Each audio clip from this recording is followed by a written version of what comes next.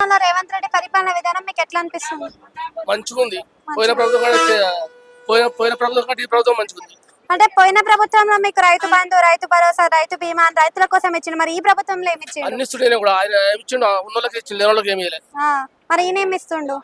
అందరికి లేని వాళ్ళకి ఇస్తుండు కదా. ఫ్రీ బస్ ఒకటే అందరికి అందుతుంది కానీ కరెంట్ బిల్లు ఇవేం అందుతలేవు అని అంటారు కదా. వస్తాయి, మెల్లగా అనగానే వస్తాయా? డబ్బులు లేవు కదా, ఖజానా లేదా? మరి ఖజానా లేనప్పుడు ఎందుకు హామీలు ఇచ్చిండు అని అంటున్నారు ప్రజలు.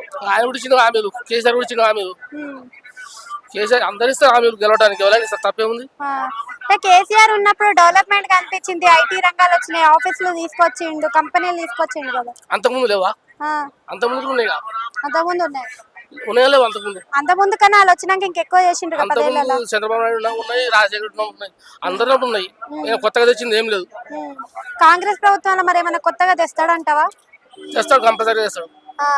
ఇప్పుడు మరి హైడ్రా అని ఇల్లు కూల్ చేస్తున్నారు కదా తెలంగాణలో, మరి మీ అభిప్రాయం ఏంటి దానిపైన? మరి ఆక్రమించుకున్న వాళ్ళు కూలిపోయారు కదా. మరి అవి కూల్చడం వల్ల ఇప్పటికి నీళ్ళు అనేవి కంట్రోల్ అయితే మురికి నీరు మరి వర్షాకాలంలో అయితే అంటే చూడాలి, ఇప్పుడే అంటే ఎట్లా.